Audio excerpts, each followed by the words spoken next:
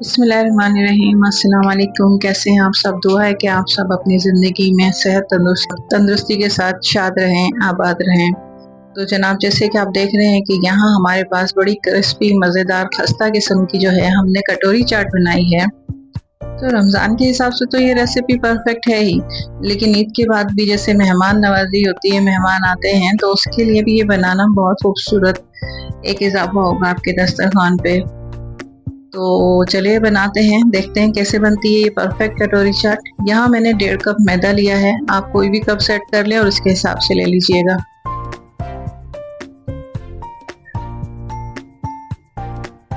इसमें मैं 1 table spoon बेसन का ऐड करूंगी।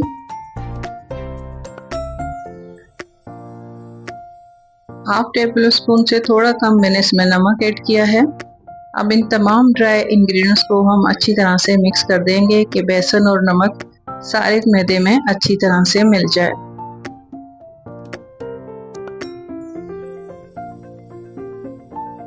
अब इसमें हम 1/4 टीस्पून जो है हमने यहाँ अजवाइन ली है।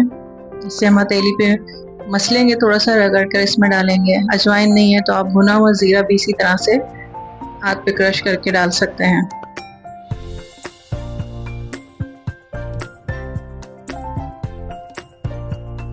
ये रेसिपी आप जो आलू के समोसे बनाते हैं उसके लिए भी आप लोगों के लिए ये परफेक्ट रहेगी। एक रेसिपी में 2 चीज़ें बना सकते हैं आप आराम से।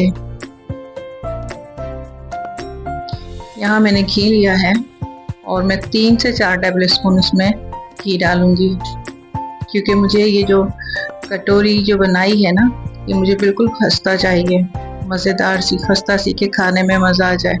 मुझे एक रेगुलर होती है ना पापड़ी, वो उस टेस्ट से अलग चाहिए मुझे, खस्ता और बहुत मज़ेदार सी। तो ये मैं इसमें अच्छी तरह से मिक्स कर दूंगी। जब हमें लगे मैदा जो जैसे हल्का है, थोड़ा सा घी डालने से ये थोड़ा सा भारी हो जाता है और गीला गीला सा हो जाएगा, हमें ऐसा चाहिए।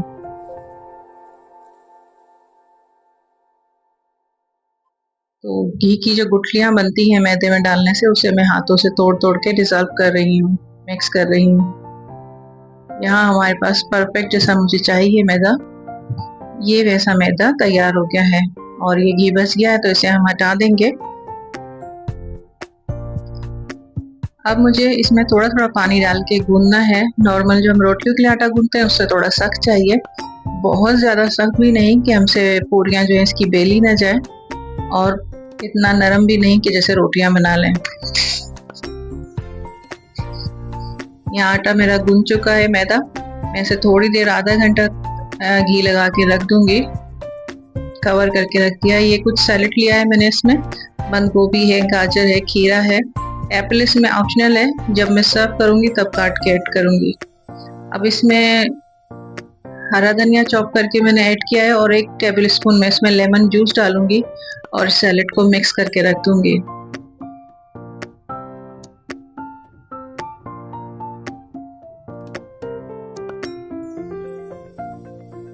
एप्पल लास्ट में डालेंगे जब सर्व करूंगी, ऑप्शनल है, आप चाहें तो डालें। अच्छा, ये हमारा आटा तैयार है। इसे मैंने बीच में एक बार हाथ लगा के थोड़ा और सॉफ्ट कर लिया था, गूंद लिया था।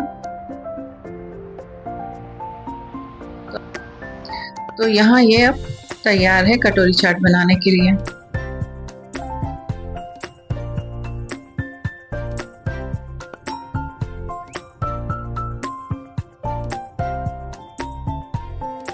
तो यहाँ हम इसकी लोइयां तोड़ लेंगे, और अगर आपको पतली सी कटोरी चाहिए तो वो उस हिसाब से ले लीजिएगा, थोड़ी थिक चाहिए, मोटी चाहिए तो उस हिसाब से ले लीजिएगा।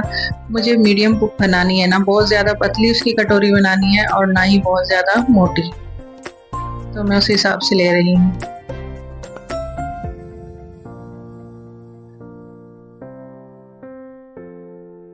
तो इसे हम बेल लेंगे जितनी हमारी कटोरी है उसके हिसाब से।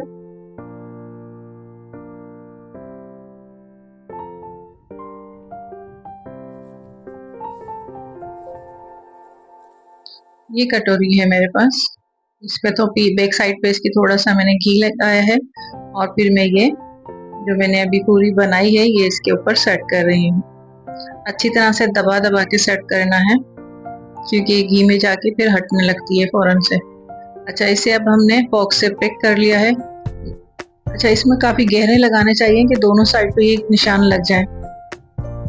अगर एक दूसरी साइड तक निशान नहीं आएंगे ना तो फिर क्या होगा, ये फूल जाएगी कटोरी और फिर वो जो शेप हम चाहते हैं वो शेप नहीं बनेगी। अच्छा, कटोरी नहीं है तो ये चाय का जो डोंगा होता है, चाय का या दूध का ये मग होता है, इसके ऊपर भी आप लगा सकते हैं। और मुझे इसी का परफेक्ट साइज लगता है, मैं इसी पर ही ज़्यादातर बनाती हूँ और इसी पर मैं बनाऊंगी आगे।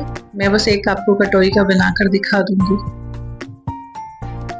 इस पे भी हम अच्छी तरह से फोक से इसको ब्रेक कर लेंगे। गहरे निशान लगाने हैं, थोड़ा सा मैंने नाइफ से भी किया है। तो पहले मैं आपको डोंगे का बना के दिखा रही हूँ। अच्छा, इससे जो है ना, ये जो डोंगा होता है इससे हमें इसको दबा के रखने में भी आसानी होती है।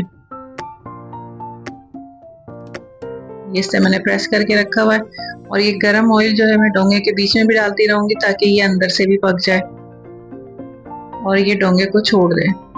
डोंगा कह लें या आप मग कह लें, जो दूध चलाने का या चाय बनाने का होता है। ये देखें, ये कितनी इजीली ये निकल गया और इसे मैंने थोड़ी देर दबा के रखा है, फौरन नहीं निकाला क्योंकि पूरी जो है वो थोड़ी सी फूलती है, तो मैंने इसे दबा के रखा है ताकि वो एकदम से फूल ना जाए और फिर उसके बाद ये आसानी से बाहर निकल गया। जब पूरी फूलना बंद हो गई तो मैंने मग्गे को इसको निकाल लिया है। अब ये मैं इसमें ऑयल गरम गरम डालती रहूँगी। अच्छा, यहाँ जो सारा गेम है वो है फ्लेम का।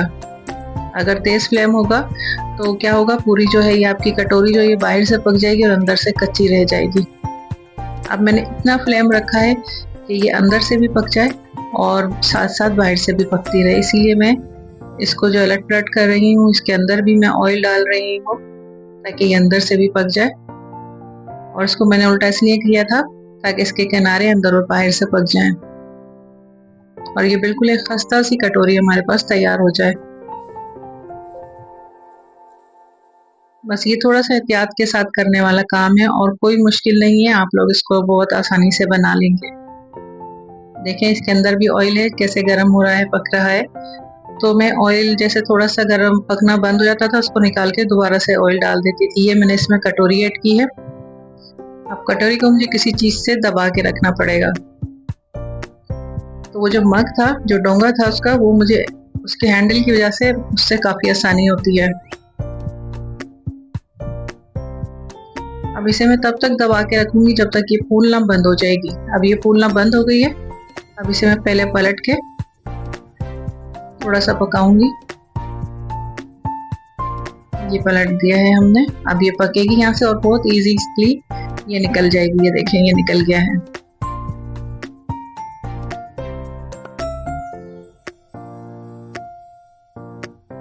तो मुझे उस मग से पकाने में आसानी होती है, कटोरियां बनाने में, तो मैं उसी से बनाऊंगी।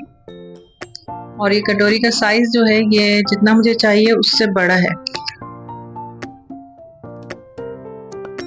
तो मेरे पास ये जो मग का दिखा रही हूँ मैं आप लोगों को कि मैं इसी से बनाऊंगी, मेरे लिए वो साइज परफेक्ट है और वो आसानी से भी उसको हैंडल करना आसान है। अब आप लोग देख लें, आप लोग कटोरी से बनाना चाहते हैं, आपके पास कटोरी है तो आप उससे भी बना लें। तो ये देखें, उससे बना गया है, ये भी बहुत अच्छी सी बनी है। बस मुझे साइज जो है वो चाहिए, ये साइज थोड़ा जो है बड़ा है। अब मैंने यहाँ दही ली है, इस दही में मैं थोड़ी चीनी डालूंगी। अच्छा, आप अपने हिसाब से लीजिएगा, आपके पास कितनी दही है उसी हिसाब से थोड़ी चीनी और नमक डाल के इसको, नमक को थोड़ा सा डाला है और उसे फेंट लेंगे। अब ये जो है ये मेरे पास हाथ में जो है मेरी डोंगे वाली कटोरी है और वो दूसरी जो फैली हुई है वो कटोरी वाली है। सैलेड लीफ लगाना या बंद गोभी का पत्ता लगाना ये ऑप्शनल है, आप लगाना चाहें तो लगा लें। मैंने बंद गोभी का लीव्स भी लगाया था कुछ कटोरियों में। अब इसमें बॉयल कटे हुए आलू ऐड करेंगे हम। यहाँ हमने बॉयल किए हुए छोले काफी सॉफ्ट से बॉयल किए हुए हैं, नमक और हल्दी डाल के बॉयल कर लिए थे। अब वो जो सैलेड मैंने कट करके रखा हुआ था उसमें एप्पल भी मैंने शामिल कर दिया था, वो डाला है।